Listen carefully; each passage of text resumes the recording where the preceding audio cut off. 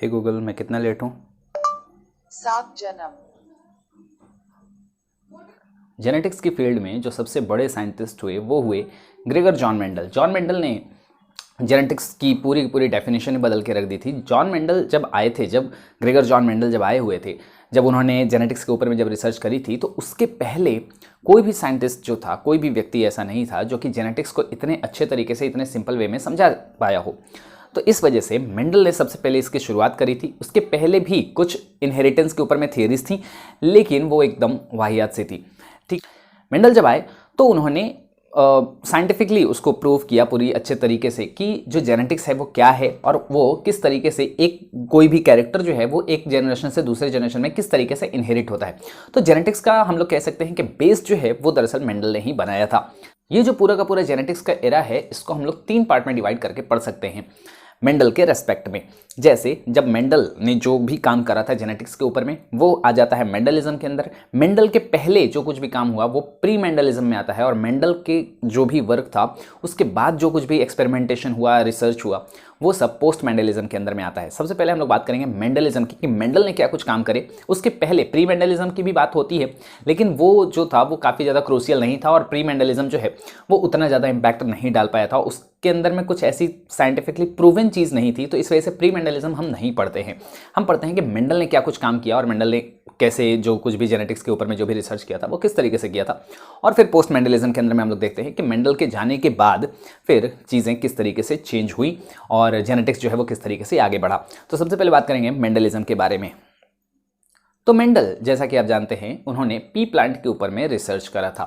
P plant को ही उन्होंने क्यों सेलेक्ट किया था, तो इसके पीछे कुछ एक पॉइंट्स, ये आपसे क्वेश्चन पूछा जाता है कि why Mendel select P plant. तो उनके पी प्लांट के पीछे सेलेक्ट करने के पीछे जो है वो कुछ रीजंस थे। सबसे पहला रीज़न ये बताया जाता है कि मेंडल ने पी प्लांट को इस वजह से सेलेक्ट किया था क्योंकि पी प्लांट की जो लाइफ साइकिल होती है वो काफ़ी ज़्यादा छोटी होती है। सबसे पहली बात, पी प्लांट की लाइफ साइकिल अगर छोटी होगी तो इससे फ़ायदा ये हो जाता है कि वो अपनी ही लाइफ में जब वो रिसर्च कर रहे होंगे तो उसके ज़्यादा से ज़्यादा जनरेशन की स्टडी कर पाते। दूसरी बात यहाँ पर ये थी कि मेंडल ने जो रिसर्च करा था वो पी प्लांट के ऊपर में इस वजह से किया क्योंकि पी प्लांट जो होते हैं वो आसानी से कल्टीवेट हो जाते हैं। उनको ग्रो करना बहुत आसान होता है, उनको मेंटेन करना आसान होता है, तो कल्टीवेट करना उनको ज़्यादा आसान होगा।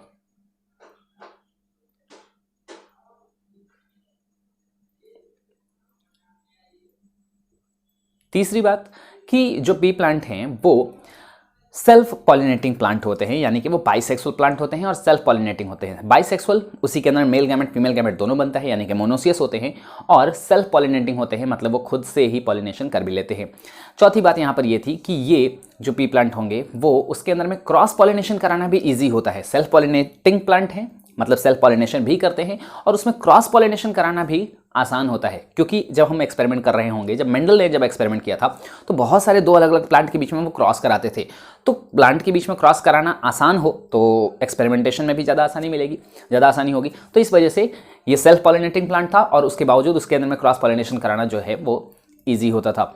उसके बाद अगर हम लोग अगले पॉइंट की बात करें तो यहाँ पर कॉन्ट्रास्टिंग कैरेक्टर बहुत ज़्यादा होते थे। कॉन्ट्रास्टिंग कैरेक्टर का नंबर जो था वो काफ़ी ज़्यादा था। कॉन्ट्रास्टिंग कैरेक्टर कहने का मतलब ये कि यहाँ पर पी प्लांट के अंदर में कोई भी जो एक कैरेक्टर था वो कॉन्ट्रास्ट फॉर्म शो करता था। जैसे कि जो फ्लावर कलर था, तो फ्लावर कलर या तो वॉयलेट होता था, वॉयलेट या पर्पल, या फिर व्हाइट होता था। बीच का इंटरमीडिएट कोई भी हमको देखने को नहीं मिलता था, आइदर दिस और दिस, कोई भी समथिंग। ठीक है, तो इस तरीके से चीज़ें काम करती थी। जैसे प्लांट की हाइट अगर होती थी तो प्लांट या तो टॉल होता था या फिर ड्वार्फ होता था। या तो टॉल होगा, बिल्कुल ज़्यादा हाइट वाला होगा, या फिर एकदम छोटा सा होगा, बीच का इंटरमीडिएट नहीं होगा। तो कॉन्ट्रास्ट देखने को मिलता था। कॉन्ट्रास्ट का मतलब जस्ट ऑपोजिट होता है। ठीक है, जैसे ब्लैक और व्हाइट, तो ये क्या है, एक टाइप का कॉन्ट्रास्ट है, बीच का कोई भी इंटरमीडिएट यहाँ पर नहीं होगा। तो पी प्लांट के अंदर में ऐसे बहुत सारे कैरेक्टर थे जो कॉन्ट्रास्ट फॉर्म शो करते थे।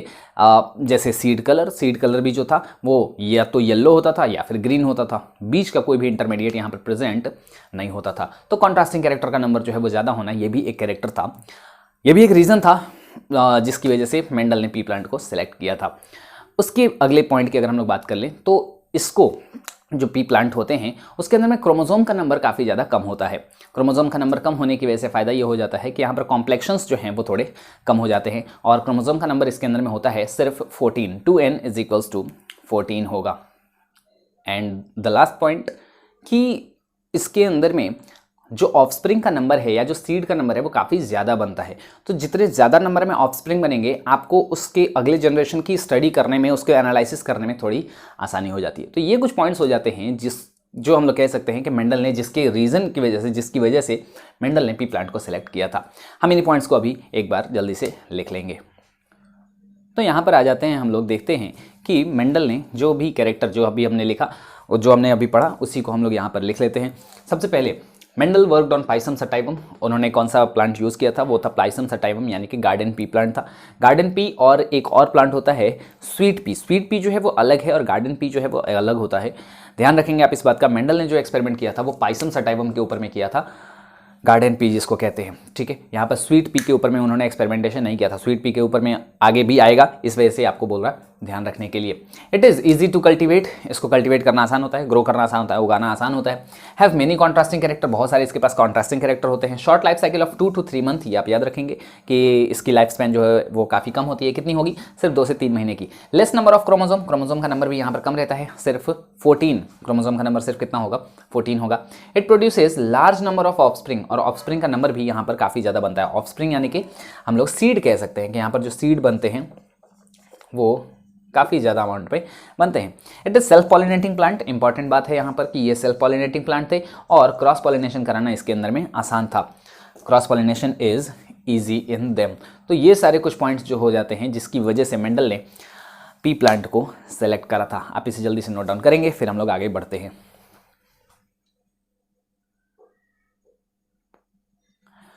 मेंडल ने टोटल 7 कैरेक्टर चूज़ किए थे अपने एक्सपेरिमेंटेशन के लिए। प्लांट के अंदर में तो बहुत सारे कैरेक्टर होंगे, लेकिन उन बहुत सारे कैरेक्टर में से पी प्लांट में से सिर्फ 7 कैरेक्टर जो है वो मेंडल ने अल्टीमेटली फाइनली सेलेक्ट किए थे। शुरू में उन्होंने 34 कैरेक्टर चूज़ किया था, लेकिन फिर उसमें से वो अलग करते चले गए और सिंपल कैरेक्टर जो थे उसको उन्होंने चूज़ किया।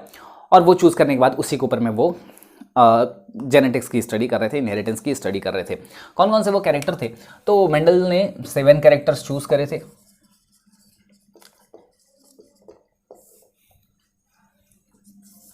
यहाँ पर ये कैरेक्टर जो था वो अलग अलग था और कैरेक्टर के अलग अलग ट्रेड्स थे। यहाँ पर अलग अलग फॉर्म्स थे। डोमिनेंट फॉर्म थे और रिसेसिव फॉर्म थे। डोमिनेंट रिसेसिव क्या होता है ये सारी चीज़ें हम लोग पिछले वीडियो के अंदर में डिस्कस कर चुके हैं। तो हम लोग कैरेक्टर लिखेंगे, उसके डोमिनेंट फॉर्म लिखेंगे, रिसेसिव फॉर्म लिखेंगे और फिर लिखेंगे कि वो कौन से क्रोमोसोम नंबर पर उसका जीन प्रेजेंट होता है। इसकी बात पहले हम लोग आगे यहाँ पर कर लेते हैं। बात करते हैं हम लोग यहाँ पर सारे के सारे कैरेक्टर की। तो यहाँ पर आ जाता है सबसे पहले प्लांट की हाइट। ये आपको एनसीईआरटी में भी चार्ट आपको देखने को मिल जाएगा। आप वहाँ पर जाकर, बस वहाँ पर क्रोमोसोम नंबर वाला कॉलम नहीं है तो आप चाहें तो इसको भी नोट डाउन कर सकते हैं, या फिर अपनी एनसीईआरटी बुक के अंदर में ये क्रोमोसोम नंबर वाला कॉलम जो है वो वहीं पर आप ऐड भी कर सकते हैं, ठीक है। तो सबसे पहले बात कर लेते हैं प्लांट की हाइट के बारे में। प्लांट हाइट जो होगा वो ये आप पढ़ते हुए आ रहे हैं, आपको आसान लग रहा होगा।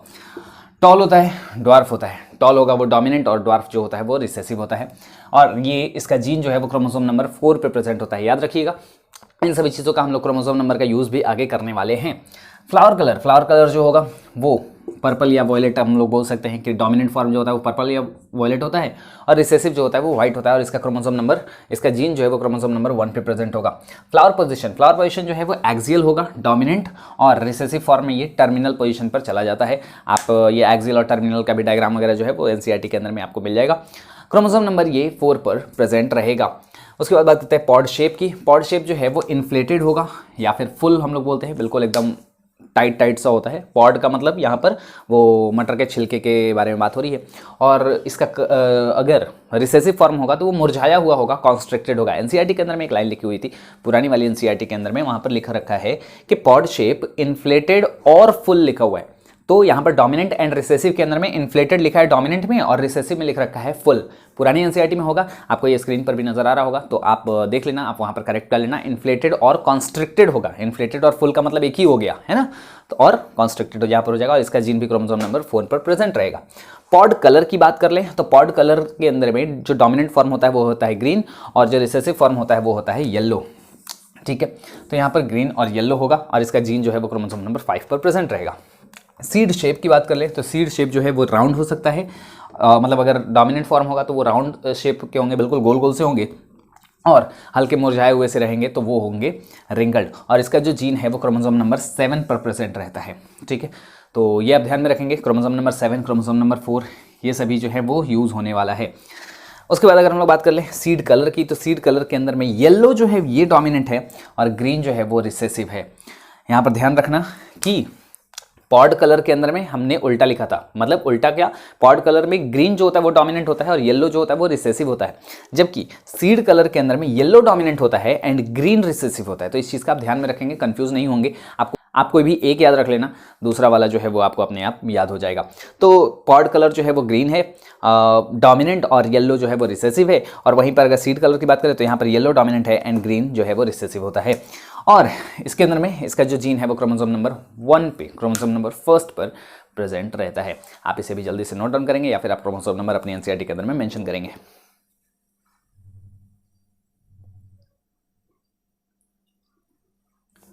बात करते हैं यहाँ पर कि मेंडल जो हैं वो मेंडल जो इन्होंने एक्सपेरिमेंट किया था उसके सक्सेस होने के पीछे का रीज़न क्या था।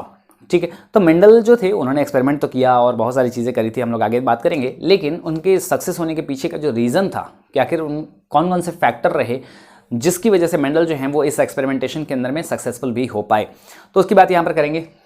रीज़न फॉर मेंडल सक्सेस, ये भी क्वेश्चन आपसे पूछ लिया जाता है, तो इसी वजह से 4-5 पॉइंट के अंदर में आप सीधा सीधा लिख लेंगे। बात अभी हम लोग आगे इसके अंदर में डिस्कस भी कर लेंगे। तो सबसे पहले मेंडल ने पी प्लांट को सेलेक्ट किया था, ये उनके रीज़न का पहला मतलब सक्सेस का पहला रीज़न था कि उन्होंने पी प्लांट को सेलेक्ट किया। अच्छा, पी प्लांट के सेलेक्ट करने की वजह से क्या हो गया, तो पी प्लांट के सेलेक्ट करने की वजह से क्या कुछ फ़ायदे हैं वो अभी हमने जस्ट अभी थोड़ी देर पहले यहाँ पर देखा है। तो पी प्लांट को सेलेक्ट करने की वजह से सबसे पहले मेंडल के सक्सेस का एक राज ये भी था। दूसरा था सिलेक्शन ऑफ प्योर पेरेंट को वो सेलेक्ट करते थे। अभी हम लोग आगे जस्ट अभी थोड़ी देर के बाद मेंडल्स एक्सपेरिमेंटल टेक्निक देखेंगे कि वो कैसे काम करते थे, तो उसमें हम देखेंगे कि मेंडल जो थे वो हमेशा प्योर पेरेंट को सेलेक्ट करते थे और प्योर पेरेंट को सेलेक्ट करने के पीछे एडवांटेज भी मिलता है, उसकी बात भी हम लोग आगे अभी देख लेंगे। तो प्योर पेरेंट का सेलेक्ट करना ये भी मेंडल के सक्सेस का एक रीज़न था।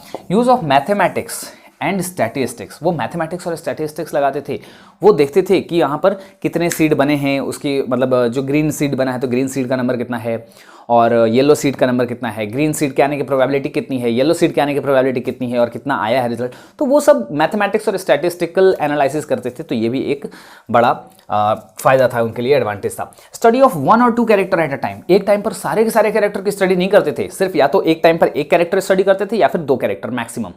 तो इस वजह से स्टडी करना और भी थोड़ा आसान हो जाता था और इस वजह से ये इनहेरिटेंस की जो थ्योरी थी वो देना और भी आसान हो गया। और 5th पॉइंट यहाँ पर आ जाता है quantitative analysis of qualitative character. जो भी क्वालिटेटिव कैरेक्टर थे उसकी क्वांटिटेटिव एनालिसिस करते थे, जैसे आपको बताया अभी थोड़ी देर पहले कि क्वालिटेटिव कैरेक्टर कहने का मतलब कि कोई भी सीड जो है वो ग्रीन है, तो ग्रीन को तो ये क्या है, ये क्वालिटेटिव कैरेक्टर है। ग्रीन का मतलब कितना किलो ग्रीन, कितना ग्राम ग्रीन नाप नहीं सकते, वो तो क्वालिटेटिव है, क्वांटिटेटिव कैरेक्टर नहीं है ग्रीन का होना। लेकिन उसकी एनालिसिस जो करते थे वो क्वांटिटेटिव एनालिसिस करते थे। क्वांटिटेटिव एनालिसिस का मतलब कि ग्रीन सीड बने हैं तो उनका नंबर कितना है, आप तौल नहीं सकते हैं कि कितना ग्रीन है, लेकिन उसका नंबर तो काउंट कर सकते हैं। तो जो क्वालिटेटिव कैरेक्टर था उसकी वो क्वांटिटेटिव एनालिसिस करते थे, इस वजह से ये जो चीज़ें हैं वो थोड़ी और भी आसान हो जाया करती थी। आप इसे जल्दी से नोट डाउन करेंगे, फिर हम लोग आगे बात करेंगे।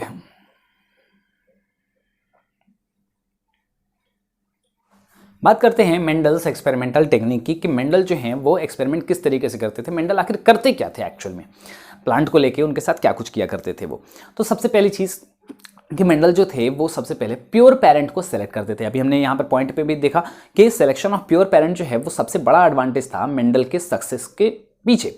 तो सबसे पहली बात कि वो क्या करते थे कि सेलेक्ट करते थे pure parent, selection of pure parent. और प्योर पेरेंट का मतलब क्या हुआ आपको पता है, प्योर पेरेंट का मतलब होमोजाइगस पेरेंट। ऐसे पेरेंट जो सेलेक्ट करते थे, कोई भी एक कैरेक्टर वो चूज कर लेते थे और उस कैरेक्टर के लिए वो प्योर कैरेक्टर के लिए एक पेरेंट सेलेक्ट कर लेते थे। जैसे कि प्लांट वो उन्होंने सेलेक्ट किया, एक पेरेंट प्लांट उन्होंने सेलेक्ट किया और वो पेरेंट प्लांट कैसा था, उन्होंने कैरेक्टर चूज किया हाइट। तो हाइट के अंदर में प्योर फॉर्म क्या होगा, या तो टॉल और ड्वार्फ, दो ट्रेट होते हैं। तो टॉल में वो प्योर टॉल प्लांट सेलेक्ट करते थे, ठीक है, तो वो प्योर हो जाता था। और ड्वार्फ तो हमेशा प्योर ही रहेगा। जो भी रिसेसिव कैरेक्टर होते हैं वो सिर्फ होमोजाइगस कंडीशन में एक्सप्रेस होते हैं, तो इस वजह से वो तो हमेशा स्मॉल टी रहेगा। लेकिन जो प्लांट वो सेलेक्ट करते थे टॉल प्लांट, तो टॉल प्लांट के अंदर में क्या होगा, टॉल प्लांट तो दो जीनोटाइप हो सकता है, वो प्योर भी हो सकता है और हाइब्रिड भी हो सकता है, होमोजाइगस और हेटेरोजाइगस दोनों हो सकता है। होमोजाइगस जैसे कैपिटल टी, और वही प्लांट हाइट के लिए मतलब टॉलनेस के लिए एक और जीनोटाइप हो सकता है कैपिटल टी स्मॉल टी। लेकिन दूसरा वाला जो है वो हाइब्रिड है। ये क्या करते थे, प्योर पेरेंट सेलेक्ट करते थे। सबसे पहली बात ये थी, कोई भी कैरेक्टर जो भी सेलेक्ट करते थे वो प्योर पेरेंट वो सबसे पहले सेलेक्ट करते थे। पेरेंट का मतलब क्या, कि जो पहला प्लांट आप सेलेक्ट कर रहे हैं उसको पेरेंट प्लांट कह रहे हैं, और वो कैसा होना चाहिए, प्योर होना चाहिए। क्यों प्योर होना चाहिए और वो कैसे करते थे, तो यहां पर प्योर पेरेंट सेलेक्ट करने का एक तरीका होता है by continuous selfing and selection. Selfing करवाते थे। सेल्फिंग का मतलब सेल्फ पॉलिनेशन, तो वो बार बार सेल्फिंग करवाना, बार बार सेल्फ पॉलिनेशन करवाना। सेल्फ पॉलिनेशन की वजह से क्या होता है, होमोजाइगोसिटी बढ़ती है। पिछले वीडियो में मैंने आपको बता रखा है, और इसको हम लोग आगे अभी मोनोहाइब्रिड क्रॉस के बाद प्रूफ भी कर देंगे। तो यहाँ पर क्या होता है कि होमोजाइगस कंडीशन बढ़ती है, यानी कि होमोजाइगस कंडीशन का बढ़ना, यानी कि ये प्योर प्लांट बनाना है, तो हम क्या करेंगे कि उसी प्लांट का कोई भी एक टॉल प्लांट लेंगे, उसके अंदर में सेल्फिंग करवाएंगे, फिर से सेल्फिंग करवाएंगे, फिर से सेल्फिंग करवाएंगे, मतलब बार बार सेल्फ पॉलिनेशन करवाते जाते हैं। तो अगर इनब्रीडिंग हो रही है और इनब्रीडिंग की वजह से होमोजाइगोसिटी बढ़ती है, तो अल्टीमेटली क्या होगा कि कुछ जनरेशन के बाद हम लोग होमोजाइगस प्लांट जो है वो ऑब्टेन कर पाएंगे। कैसे करते हैं उसकी बात भी आगे करेंगे, फिलहाल के लिए हम लोग देख लेते हैं कि ये टेक्निक क्या थी। तो सबसे पहली टेक्निक थी कि सिलेक्शन ऑफ प्योर पेरेंट, कि हम लोग सबसे पहले तो प्योर पेरेंट सेलेक्ट कर लेंगे। दूसरी चीज, प्योर पेरेंट सेलेक्ट करने के बाद हाइब्रिड बनाते हैं हम लोग, हाइब्रिडाइजेशन ऑफ पेरेंट। जो भी हम लोग प्योर पेरेंट सेलेक्ट करते थे उनके बीच में हम लोग क्रॉस करवाते थे और हाइब्रिड का फॉर्मेशन कर लेते थे। तो ये जो है वो दूसरी चीज़ें हो जाती थी। दूसरा मेथड हो जाता था कि हाइब्रिडाइजेशन करवा लेते थे हम लोग प्योर पेरेंट का। और हाइब्रिडाइजेशन करवाने के बाद यहाँ पर जो तीसरा स्टेप आता था कि जब हम लोग एक बार हाइब्रिड बना लेते थे तो उस हाइब्रिड को फिर से हम लोग सेल्फिंग में भेज दिया करते थे। तो थर्ड स्टेप हो जाता है selfing of hybrid, selfing of hybrid. Selfing बोले तो सेल्फ पॉलिनेशन, सेल्फ पॉलिनेशन या फिर इनब्रीडिंग जो बोलते हैं। तो पी प्लांट जो था वो कैसा था, सेल्फ पॉलिनेटिंग प्लांट था, तो इसके अंदर में सेल्फ पॉलिनेशन कराना आसान था, सेल्फिंग कराना आसान था, और इसी वजह से हम लोग यहाँ पर सेल्फिंग करा दिया करते थे। तो क्या किया जाता है, सबसे पहले सिलेक्शन ऑफ प्योर पेरेंट, सबसे पहले प्योर पेरेंट को सेलेक्ट करते थे। प्योर पेरेंट को सेलेक्ट करने के बाद यहाँ पर हम लोग क्या करते थे कि उनके बीच में हाइब्रिडाइजेशन करवा देते थे। हाइब्रिडाइजेशन कैसे करवाएंगे, तो आर्टिफिशियल हाइब्रिडाइजेशन टेक्निक थी हमारे पास, तो यहाँ पर हम लोग करवाते थे बाई आर्टिफिशियल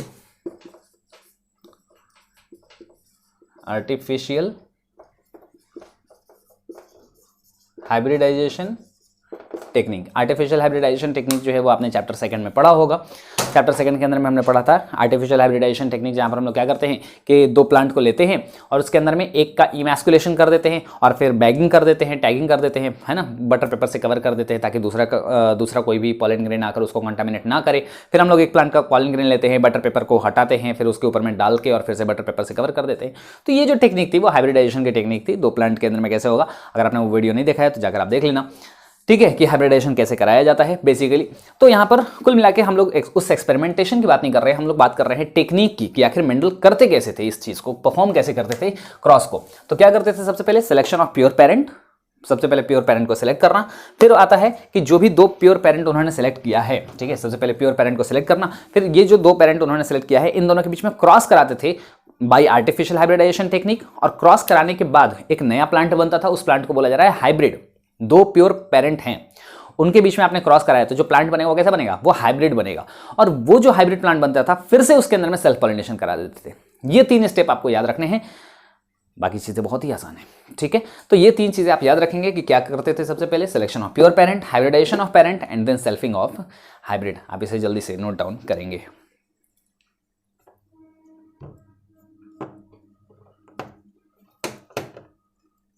बात करते हैं मोनो हाइब्रिड क्रॉस के बारे में। मेंडल ने सबसे पहले मोनो हाइब्रिड क्रॉस परफॉर्म करा था। मोनो हाइब्रिड क्रॉस क्या होता है, तो मोनो का मतलब हो गया सिंगल और हाइब्रिड मतलब एक ऐसा क्रॉस परफॉर्म कराना जहां पर आप सिर्फ एक कैरेक्टर को कंसिडर करके चल रहे हैं, एक कैरेक्टर की स्टडी करेंगे, एक कैरेक्टर के इनहेरिटेंस की स्टडी करेंगे, एक कैरेक्टर का हाइब्रिड बनाएंगे। मोनो हाइब्रिड क्रॉस है ये। तो क्या होता है, सबसे पहले तो हम लोग लिख लेते हैं मोनो हाइब्रिड क्रॉस क्या है, कि when the inheritance of one character is studied, when the inheritance of only one character is studied at a time। एक टाइम पर सिर्फ एक ही कैरेक्टर की स्टडी करना, जैसे आपको बताया ना कि मेंडल क्या करते थे कि एक टाइम पर या तो एक कैरेक्टर की स्टडी करते थे या फिर 2 कैरेक्टर की स्टडी करते थे मैक्सिमम। तो इस वजह से क्या था कि उनके सक्सेस का रीज़न भी ये था कि वो काफ़ी ज़्यादा आसान हो जाया करता था। क्या होता है ये, तो सिर्फ अगर हम लोग एक टाइम पर केवल एक कैरेक्टर की स्टडी करेंगे तो हम लोग इसको कहते हैं मोनोहाइब्रिड क्रॉस। सबसे पहले हम लोग तो ऐसे टोटल मेंडल ने कितने कैरेक्टर सेलेक्ट करे थे 7। तो इस वजह से कितने टोटल टाइप कितने मोनोहाइब्रिड क्रॉसेस टोटल टाइप के पॉसिबल हैं 7 टाइप के। तो हम लोग क्या करेंगे कि सबसे पहले बारी बारी से एक कैरेक्टर देख लेंगे। बारी बारी से सभी कैरेक्टर नहीं देखना है हमें, केवल एक कैरेक्टर हम लोग कंसिडर करके चलेंगे और उसके ऊपर में क्रॉस करा देंगे। क्रॉस करा के देख लेंगे कि कैरेक्टर जो है वो किस टाइप सा आता है। सबसे पहले हम एक कैरेक्टर सेलेक्ट कर लेते हैं प्लांट हाइट। प्लांट हाइट क्या है, एक कैरेक्टर है और इसके 2 ट्रेट होंगे, आपको जैसा पता है पिछला वीडियो आप देख चुके हैं। तो प्लांट हाइट जो है वो एक कैरेक्टर है और प्लांट हाइट के अंदर में 2 फॉर्म इसको देखने को मिलेंगे, एक डोमिनेंट फॉर्म और एक रिसेसिव फॉर्म। डोमिनेंट फॉर्म जो होगा वो होगा टॉल और रिसेसिव फॉर्म जो होगा वो होगा डॉर्फ। टॉल जो होगा वो 2 टाइप से हो सकता है, कैपिटल टी या फिर कैपिटल टी स्मॉल टी। और ड्वार्फ प्लांट जो होगा वो हमेशा होगा स्मॉल टी। लेकिन यहाँ पर हमें क्या करना है, मेंडल्स एक्सपेरिमेंटल टेक्निक हमें याद रखना है। सबसे पहले क्या करते हैं कि प्योर पेरेंट का सिलेक्शन करते हैं। प्योर पेरेंट मतलब प्लांट की हाइट है और इसके लिए प्योर पेरेंट सेलेक्ट करना है। टॉल के लिए ये प्योर है और ये हाइब्रिड है, तो हमें कौन सा प्लांट लेना है, कैपिटल टी वाला। और ड्वार्फ प्लांट के लिए कौन सा लेना है, तो यहाँ पर तो एक ही टाइप का जीनोटाइप है, तो इस वजह से स्मॉल टी ये प्योर ही कंडीशन होता है। क्रोमोसोम नंबर किस पर प्रेजेंट होता है इसका जीन, प्लांट की हाइट वाला, तो आप याद रखेंगे क्रोमोसोम नंबर 4 अभी हमने लिखा था, अगर आपको याद होगा। तो क्रोमोसोम नंबर 4 पे इसका जीन जो है वो प्रेजेंट होता है। हम लोग आगे अभी देखेंगे कैसे क्रॉस कराना है। तो 2 पेरेंट हमने सेलेक्ट कर लिया, कि कौन कौन सा, तो एक हमने लिया कैपिटल टी, एक हमने लिया स्मॉल टी। ये प्लांट जो होगा वो कैसा है दिखने में, ये टॉल है जी, और स्मॉल टी वाला कैसा है, ये ड्वार्फ है। सही है, इन दोनों के बीच में हमको कराना है क्रॉस। जब भी क्रॉस कराएंगे, ये जो प्लांट हैं वो कौन से हैं, ये कौन सी जनरेशन को बिलोंग कर रहे हैं, ये पेरेंट जनरेशन को बिलोंग कर रहे हैं। सबसे पहले हमने पेरेंट प्लांट सेलेक्ट किया है capital T and small T. ये स्मॉल टी वाला ड्वार्फ है और कैपिटल टी टॉल है। इसके अंदर में सबसे पहले जब हमको क्रॉस कराना है तो क्या करते हैं, सबसे पहले तो सिलेक्शन ऑफ प्योर पेरेंट हो गया हमारा।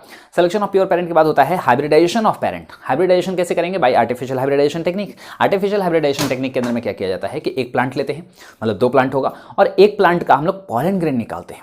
ठीक है, पॉलन ग्रेन क्या होते हैं, गैमेट्स। तो सबसे पहले हम लोग को क्या करना है, हम लोगों को क्या करना है कि एक प्लांट का गैमेट ले लेना है, मेल गैमेट ले लेंगे, पॉलन ग्रेन ले लेंगे और पॉलन ग्रेन को फिर दूसरे प्लांट के स्टिग्मा के ऊपर में ले जाकर शेड कर देना है। बस इतना सा काम है। तो सबसे पहले इसका मतलब ये हुआ कि जो दूसरा प्लांट भी लेंगे उसका भी फीमेल गैमेट ही फ्यूज करेगा, एक प्लांट का मेल गैमेट फ्यूज करेगा, एक प्लांट का फीमेल गैमेट फ्यूज करेगा। तो ये जो प्लांट है गैमेट हम लोग जानते हैं कि वो कैसे होते हैं, हैप्लॉइड होते हैं, और ये अभी जो हमने प्लांट की कंडीशन बना रखी है वो डिप्लॉइड है। तो सबसे पहले हम लोग क्या करेंगे, सबसे पहले तो इसके हम बनाएंगे गैमेट्स। तो हम लोग यहां पर बनाते हैं जी गैमेट्स।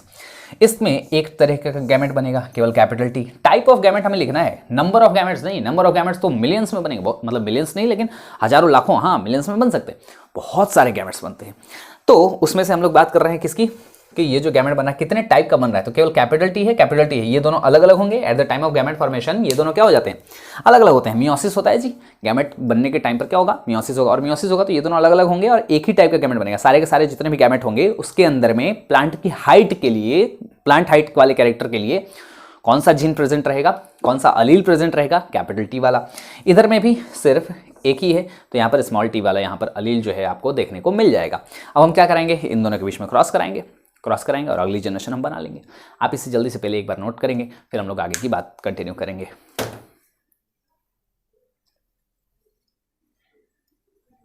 चलिए, तो यहाँ पर हमने एक कैपिटल टी ले लिया है, एक स्मॉल टी ले लिया है। इधर में हमने ले लिया कैपिटल टी और इधर में हमने ले लिया स्मॉल टी, ये गैमेट हो गया। और इन दोनों को बीच में आपस में हमें क्या करना है कि जब ये आपस में मर्ज होंगे, मिक्स होंगे, तो ये बना देंगे कैपिटल टी स्मॉल टी। ये जो बना ये पेरेंट जनरेशन था और ये हमने गैमेट बनाया और गैमेट जो है वो आपस में क्या हो गए, फ्यूज हो गए।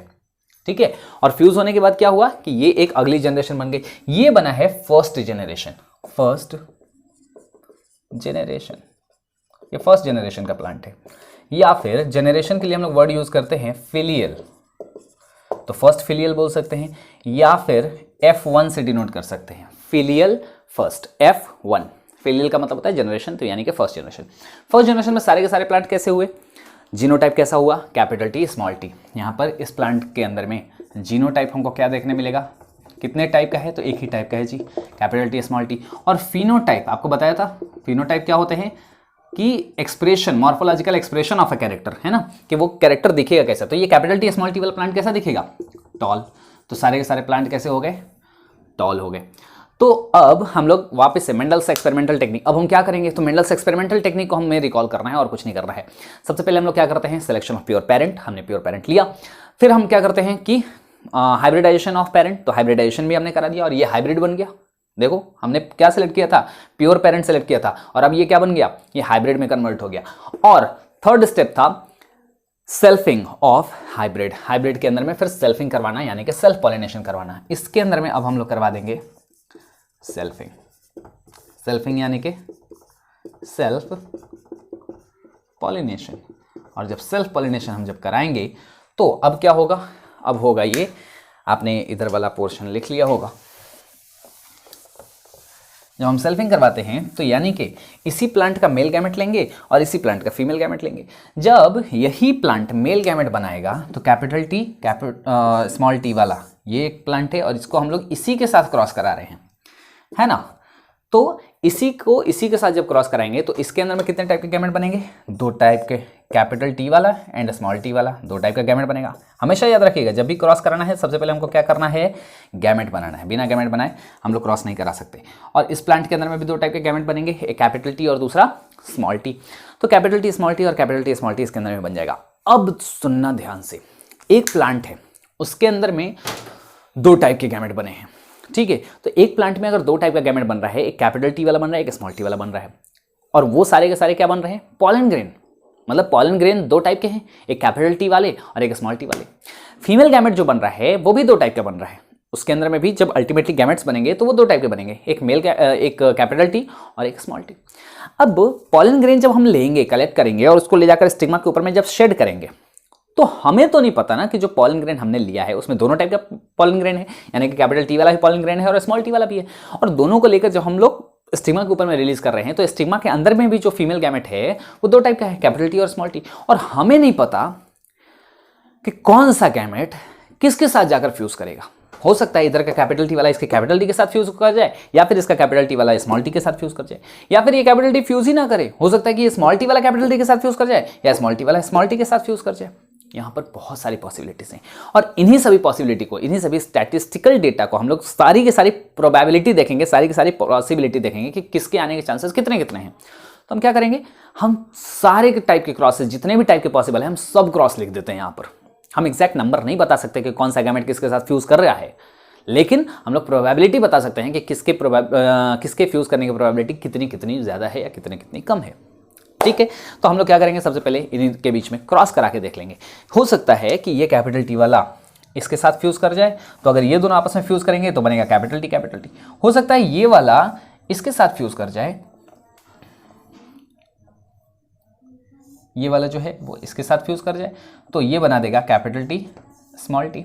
हो सकता है ये वाला इसके साथ फ्यूज कर जाए तो ये बना देगा कैपिटल टी स्मॉल टी। और हो सकता है कि ये वाला जो है गैमेट वो इसके साथ जाकर फ्यूज कर जाए तो बना देगा स्मॉल टी स्मॉल टी। बात आ रही है समझ में। अगर ये कैपिटल टी बना तो ये कैसा बनेगा, टॉल।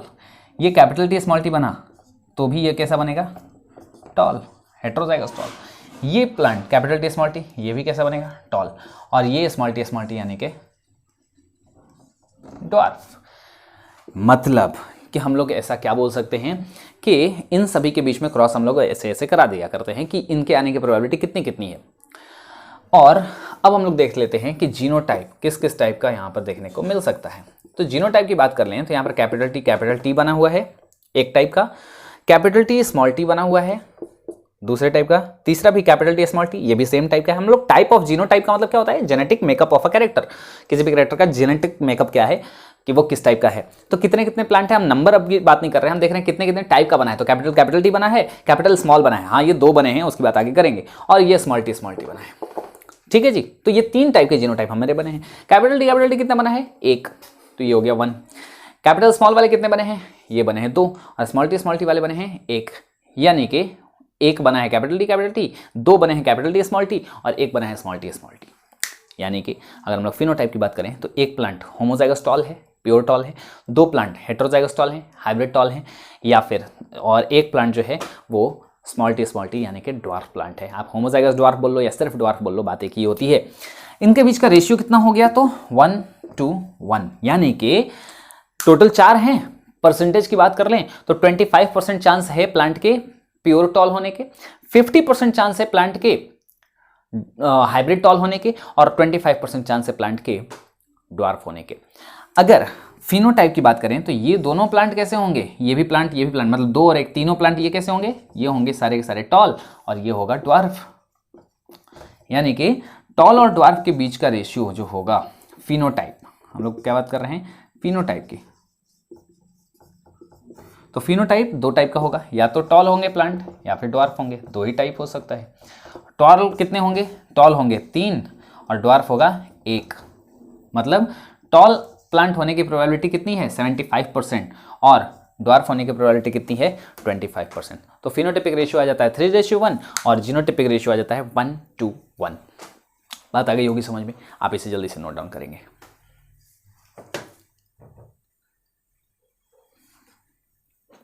बात करते हैं यहाँ पर कि F1 प्लांट के अंदर में जो भी प्लांट बने थे वो सारे के सारे प्लांट जो थे वो कैसे बने थे, वो बने थे कैपिटल टी स्मॉल टी वाले। और इसी के अंदर में हमने क्या कराया था, सेल्फिंग कराया था। तो जब हम लोग सेल्फिंग करा रहे थे तो कैपिटल टी स्मॉल टी वाले के प्लांट के बीच में हमने क्रॉस कराया था। इसमें 2 टाइप के गैमेट बने थे, कैपिटल टी स्मॉल टी, और एक बना था इसमें भी कैपिटल टी वाला और एक स्मॉल टी वाला, ये अलग अलग वो बन गए थे।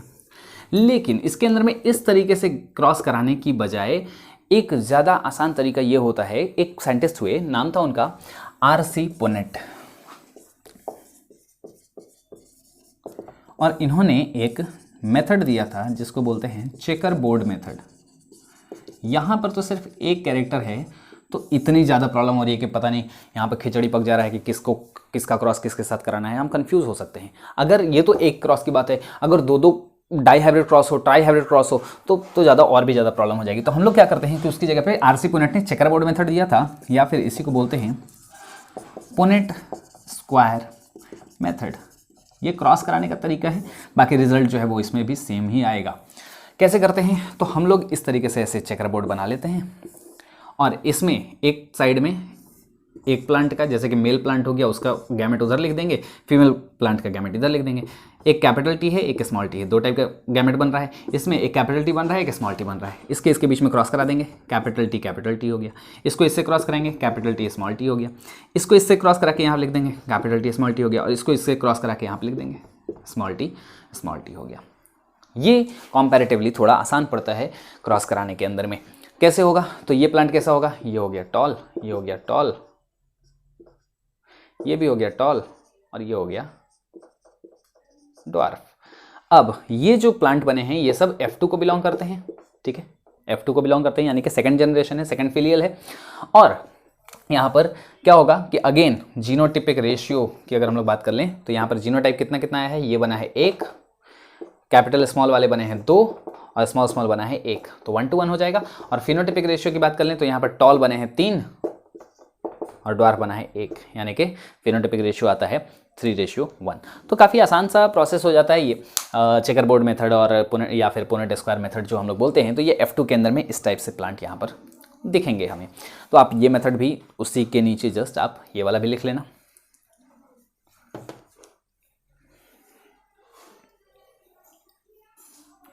बात करते हैं कि ये जो क्रॉस था ये दरअसल पूरी तरीके से मैथमेटिक्स के बाइनोमियल थ्योरम के ऊपर में बेस्ड था। बाइनोमियल थ्योरम का एक काफ़ी ज़्यादा फेमस फॉर्मूला है, a+b का whole square is equals to a² + 2ab + b²।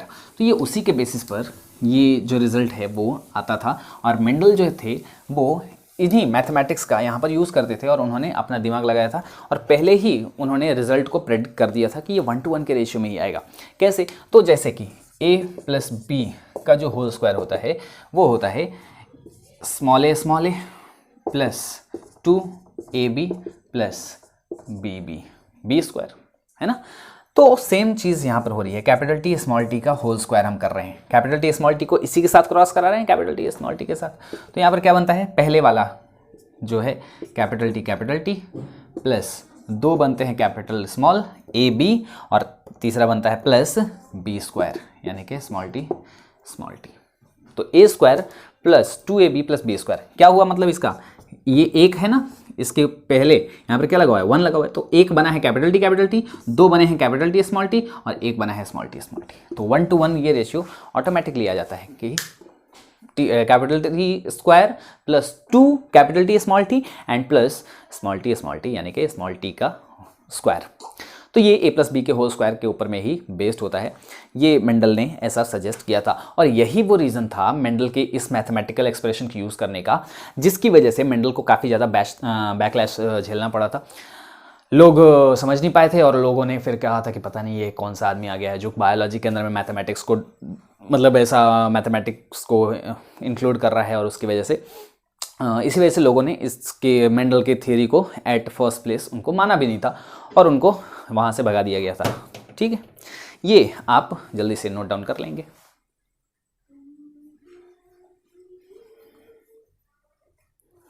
पिछली वीडियो के अंदर में मैंने आपको बताया था कि जब भी सेल्फ पॉलिनेशन करवाते हैं, इन ब्रीडिंग जब भी होती है तो वहाँ से होमोजाइगोसिटी बढ़ती है और आउट ब्रीडिंग से हेट्रोजाइगोसिटी बढ़ती है। उस चीज़ को यहाँ पर अब हम लोग प्रूफ कर सकते हैं। जैसे हम लोग यहाँ पर जनरेशन लिख लेते हैं कि जनरेशन कौन सा है, होमोजाइगस उसमें कौन कौन से हैं, और हेट्रोजाइगस का परसेंटेज है उसके अंदर में कितना कितना सा है। जनरेशन सबसे पहले हमने पेरेंट जनरेशन सेलेक्ट किया था। पेरेंट प्लांट जो हमने सेलेक्ट किया था वो दो पेरेंट हमने सेलेक्ट किए थे, capital T and small T. उन दोनों में आपस में कोई भी रिलेशन था क्या? कोई रिलेशन नहीं था। हमने अलग अलग प्लांट सेलेक्ट किया था, मतलब वो इन ब्रीडिंग नहीं था। और अलग अलग प्लांट के बीच में अगर हम लोग आपस में क्रॉस कराते हैं तो वो क्या होता है, आउट ब्रीडिंग होता है, आपको पता है। तो हम लोगों ने सबसे पहले पेरेंट प्लांट सेलेक्ट किया था और पेरेंट प्लांट के जनरेशन के अंदर में कितने परसेंट प्लांट होमोजाइगस थे? 100%। दोनों प्लांट जो थे वो होमोजाइगस कंडीशन में थे। कैपिटल टी होमोजाइगस ही हुआ और स्मॉल टी भी होमोजाइगस ही हुआ, तो 100% था। यानी कि हेट्रोजाइगस कंडीशन कितनी थी? 0%। हमने F1 बनाया। F1 कैसे बनाया? हमने इसके अंदर में क्या किया? Out breeding. आउट ब्रीडिंग करने की वजह से हम जानते हैं कि हेट्रोजाइगोसिटी बढ़ती है क्या? तो आउट ब्रीडिंग हमने कराया है ना, क्योंकि पेरेंट प्लांट जो थे वो दोनों अलग अलग मतलब एक दूसरे से आपस में कोई भी रिलेशन नहीं था, और जब कोई भी रिलेशन नहीं था और जब हमने क्रॉस कराया तो वहां पर वो हुआ आउट ब्रीडिंग। और आउट ब्रीडिंग हुआ तो F1 के अंदर में हमने आउट ब्रीडिंग करके F1 बनाया। तो F1 के अंदर में हम जानते हैं F1 में सारे के सारे प्लांट कैसे थे? कैपिटल टी स्मॉल टी वाले, यानी कि हेट्रोजाइगस, यानी कि होमोजाइगस का परसेंटेज यहाँ पर बिल्कुल 0 हो गया और हेट्रोजाइगस बढ़ के 100% पर आ गया। बात आ रही है समझ में? तो यहाँ पर क्या हुआ कि हेट्रोजाइगोसिटी बढ़ी आउट ब्रीडिंग जब करवाते हैं। अच्छा, F1 के अंदर में हमने फिर से सेल्फिंग करवाया था। सेल्फिंग करवाने का मतलब क्या? हमने इन ब्रीडिंग करवाया, और इन ब्रीडिंग से क्या बढ़ती है? होमोजाइगोसिटी। अगेन होमोजाइगस प्लांट वहाँ पर कितने बने और हेट्रोजाइगस कितने बने? अगर आपसे कोई पूछे कि F2 के अंदर में होमोजाइगस और हेट्रोजाइगस कितने बने, तो होमोजाइगस और हेट्रोजाइगस 50-50% बने थे। आपको याद हो, कैपिटल टी स्मॉल टी बना था 2, और होमोजाइगस प्लांट भी 2 बने थे, capital T and small T, ये एक एक बना था। ठीक है, तो ये एक बना, ये एक बना और ये 2 बने थे। तो इसका मतलब कि 4 में से 2 प्लांट 50% हेट्रोजाइगस बने थे और 50% प्लांट जो है वो होमोजाइगस बने थे। ये हो गया 50%, ये हो गया 50%।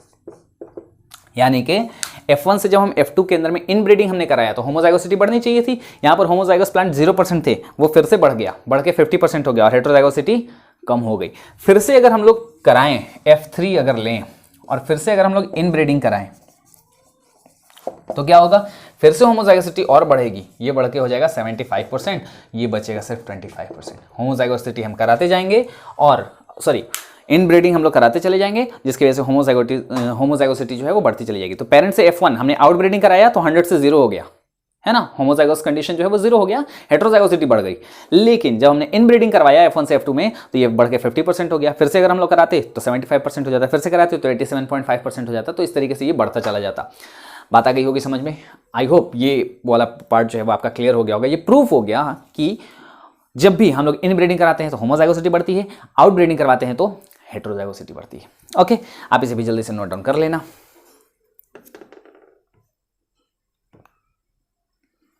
अब इतनी सारी चीज़ें जो हमने पढ़ी मोनोहाइब्रिड क्रॉस के अंदर में, इससे कंक्लूजन क्या निकला? आखिर कौन कौन से कंक्लूजन निकले, क्या कुछ यहाँ से लॉ जो है वो बाहर आता है। तो मेंडल ने इस मोनोहाइब्रिड क्रॉस के कंक्लूजन के बेसिस पर, रिजल्ट के बेसिस पर टोटल 2 लॉज यहाँ पर प्रपोज किए थे। मेंडल के इनहेरिटेंस के लॉ टोटल 3 हैं, लेकिन उसमें से 2 लॉ जो है वो मोनोहाइब्रिड क्रॉस से प्रूफ हो जाता है। सबसे पहला लॉ की हम लोग बात कर रहे हैं, कंक्लूजन्स ऑफ मोनोहाइब्रिड क्रॉस। इसमें आता है फर्स्ट लॉ ऑफ इनहेरिटेंस, और इसको बोलते हैं लॉ ऑफ डोमिनेंस। यहाँ पर फर्स्ट लॉ ऑफ इनहेरिटेंस की बात हो रही है, लॉ ऑफ डोमिनेंस की बात हो रही है। क्या बोला जाता है इसके अंदर में कि व्हेन टू प्योर पेरेंट, याद रखिएगा यहाँ पर प्योर पेरेंट की बात हो रही है, when two pure parents with contrasting form of characters. 2 ऐसे पेरेंट है जिसके अंदर में कॉन्ट्रास्टिंग फॉर्म ऑफ कैरेक्टर है। कॉन्ट्रास्टिंग फॉर्म ऑफ कैरेक्टर का मतलब एक ही कैरेक्टर के अलग अलग फॉर्म है। जैसे कि प्लांट की हाइट के लिए एक टॉल है तो दूसरा ड्वार्फ है, और वो भी हाइट टॉल और ड्वार्फ कैसे होने चाहिए, प्योर कंडीशन में होने चाहिए। आर क्रॉस, जब हम उनको क्रॉस कराते हैं, देन इन F1 हाइब्रिड, तो F1 हाइब्रिड के अंदर में क्या आया था, सारे के सारे प्लांट टॉल आए थे, ठीक है। Then in F1 hybrid usually any one form will express, केवल एक ही एक्सप्रेस होगा दोनों में से, या तो टॉल या तो ड्वार्फ। जो एक्सप्रेस होगा उसको हम लोग डोमिनेंट कहेंगे और दूसरे वाले को रिसेसिव कहेंगे, यही था। तो प्लांट के अंदर में क्या होता था कि एक ही प्लांट के 2 प्योर पेरेंट हमने सेलेक्ट किया, और वो दोनों प्योर पेरेंट जो है वो एक ही कैरेक्टर के होने चाहिए, लेकिन अलग अलग कॉन्ट्रास्टिंग फॉर्म होना चाहिए। उन दोनों के बीच में हम लोग क्रॉस कराएंगे। F1 के अंदर में उन दोनों में से कोई एक ही कैरेक्टर एक्सप्रेस होता है यूजुअली। जो एक्सप्रेस होगा उसको हम लोग डोमिनेंट कहेंगे, जो एक्सप्रेस नहीं होगा उसको हम लोग रिसेसिव कहेंगे। वहां पर कौन सा F1 के अंदर में सारे के सारे प्लांट कैसे हुए थे, टॉल हुए थे, तो सारे के सारे प्लांट वहां पर क्या हो जाएंगे, मतलब टॉल हुए, तो इसी वजह से टॉलनेस वाला जो कैरेक्टर है वो कैसा हो गया, डोमिनेंट हो गया। इस चीज से ये प्रूफ हो जाता है। तो यहां पर लिखा है हमने कि then in F1 hybrid usually any one form will express, the form which get expressed is called dominant form. जो एक्सप्रेस होगा उसको हम लोग कहेंगे dominant form, and other one is known as recessive form, और दूसरे वाले को हम लोग बोल देंगे रिसेसिव फॉर्म। हमने बोला कि यूजुअली कोई एक कैरेक्टर एक्सप्रेस होता है, यूजुअली कोई एक फॉर्म एक्सप्रेस होता है। यूजुअली कहने का मतलब क्या कि क्या दोनों भी एक्सप्रेस हो सकते हैं या कोई और भी एक्सप्रेस हो सकता है, तो बिल्कुल हो सकता है। ये हर जगह पे अप्लाई नहीं होता है। लॉ ऑफ डोमिनेंस के भी कुछ एक्सेप्शंस हैं, और एक्सेप्शन जो है वो हम लोग आगे पढ़ेंगे। एक्सेप्शन कौन कौन सा आता है, तो 2 एक्सेप्शन है यहाँ पर, incomplete dominance and codominance. Incomplete dominance और कोडोमिनेंस क्या होते हैं उसकी बात हम लोग पोस्ट मेंडलिज्म के अंदर में करेंगे। जब मेंडल ने ये सारा कुछ एक्सपेरिमेंट जब कर दिया था, उसके बाद जब रिसर्च हुआ तो यहाँ पर कुछ इसके एक्सेप्शन भी हमको देखने को मिले। तो इनकम्प्लीट डोमिनेंस और कोडोमिनेंस चीज़ों को भी समझाया था आगे किसी दूसरे साइंटिस्ट ने, उसकी बात हम लोग आगे करेंगे। तो फर्स्ट लॉ ऑफ इनहेरिटेंस बोला जाता है लॉ ऑफ डोमिनेंस को, कि 2 कैरेक्टर को जब हम लोग क्रॉस कराएंगे, एक ही कैरेक्टर के 2 पेरेंट को कॉन्ट्रास्टिव फॉर्म को जब क्रॉस कराएंगे, तो एक पहले जनरेशन के अंदर में दोनों में से कोई एक एक्सप्रेस होगा, जो एक्सप्रेस होगा उसको डोमिनेंट कहेंगे, जो दूसरे वाले को रिसेसिव कह देंगे। ये था फर्स्ट लॉ ऑफ इनहेरिटेंस। आप इसे जल्दी से नोट डाउन करेंगे।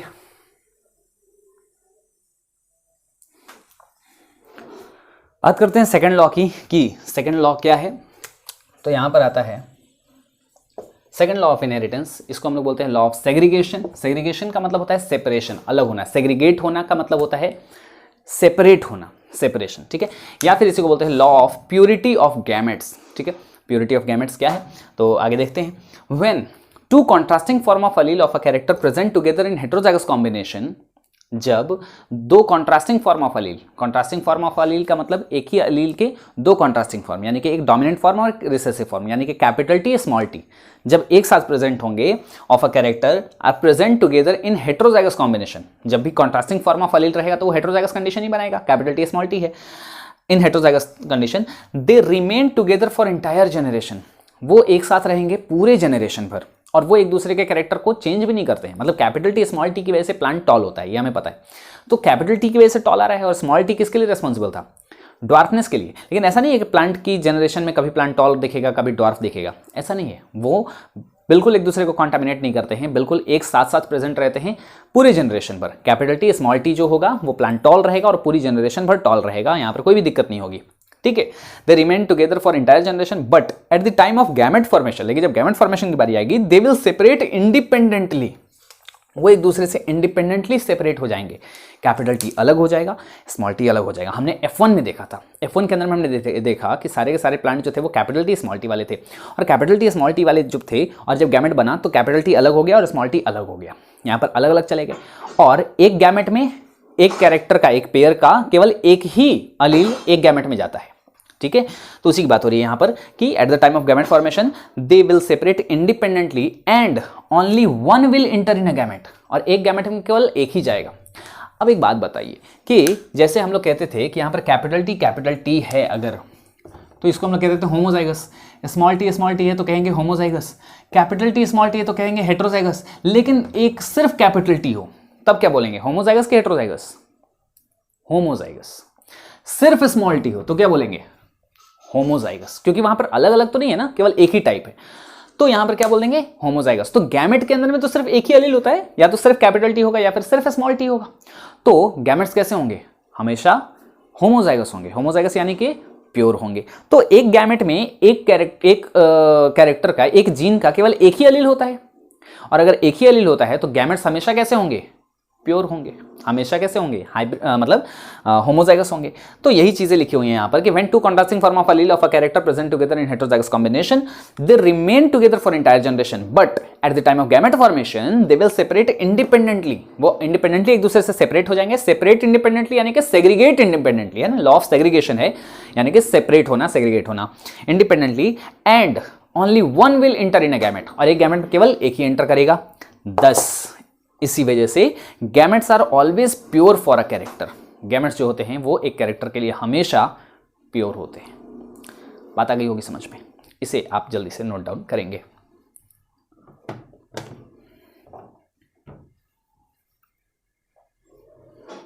एक पॉस्टुलेट आता है, पॉस्टुलेट ऑफ पेयर्ड फैक्टर बोलते हैं। ये कोई लॉ नहीं है, मेंडल ने एक पॉस्टुलेट दिया था और उन्होंने इसमें बोला था कि हर एक ऑर्गेनिज्म के अंदर में एक कैरेक्टर के दो मतलब एक कैरेक्टर जो है वो रेगुलेट होता है एक पेयर ऑफ फैक्टर से। फैक्टर के पेयर होंगे और उससे वो रेगुलेट होगा, यानी कि जीन की बात हो रही थी कि एक कैरेक्टर के लिए एक जीन होगा, उस जीन के 2 अलील होंगे, है ना, पेयर ऑफ फैक्टर होंगे, जिसमें से एक अलील किससे आता है, मेल पेरेंट से, और एक अलील आता है फीमेल पेरेंट से। बस इसी को यहां पर बोल दिया गया postulate of paired factor. Simple सी चीज है, देख लेते हैं पॉस्टुलेट ऑफ पेयर्ड फैक्टर में क्या बोला जाता है। According to this postulate each character is regulated by a unit known as factor. एक यूनिट से रेगुलेट किया जाता है जिसको हम लोग बोलते हैं फैक्टर।